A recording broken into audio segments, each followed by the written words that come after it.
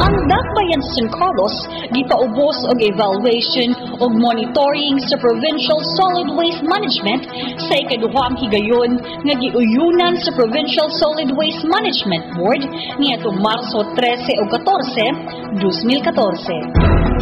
Ang kalihukan motino nga mapakuswag ang pagpatuman sa mga lokal nga gamhanan sa mga gimbutan sa balaod nga Akta Republika 9003 ug nailhan nga the Ecological Solid Waste Management Act. Pagkatapos sa gihimong courtesy call sa provincial evaluators ngadto ni Mayor Dingo Valmayor, ang team himaw presentasyon og mga recommendations sa resulta sa evaluation sa miaging tuig ngadto sa mga miyembro sa San Carlos City Solid Waste Management Board. Ang SWM Board gipanguluhan ni Mayor Dingo Valmayor ug mga kauban ini nga sila si Vice Mayor EQ Kisumbing, Chairman SP Momoy Budibolgado, si Committee on Environment, SCDB Executive Chairman Tuti Villorante, Milesio Betoca, ang Presidente sa Association of Junk Stock Owners sa San Carlos ug City Administrator Greg Santillán. Ang katuyuan sa gihimong evaluation matod pa ni Vanessa de Dios,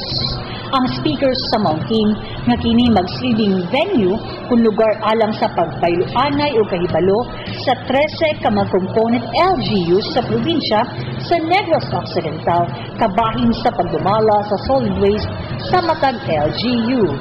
ug ang pagpadagan og nga kini magpadayon kung sustainable. Gibutyag sa evaluation team ang resulta sa miaging tuig dinang San Carlos nakakuha sa kinatibukan na 76 puntos gikan sa 100% o kini nagsunod sa Dakbayan sa Bago bilang ikaduhang pwesto sa tibuok probinsya.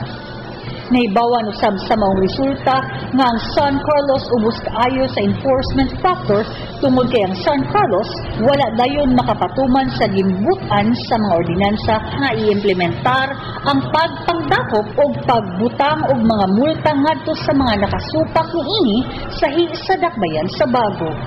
Ang Provincial Solid Waste Management Monitoring Evaluation nagabase sa 5 E's factors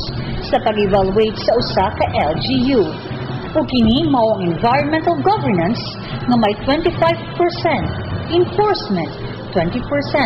education 25%, engineering 20%, ug ang entrepreneurship factor 10%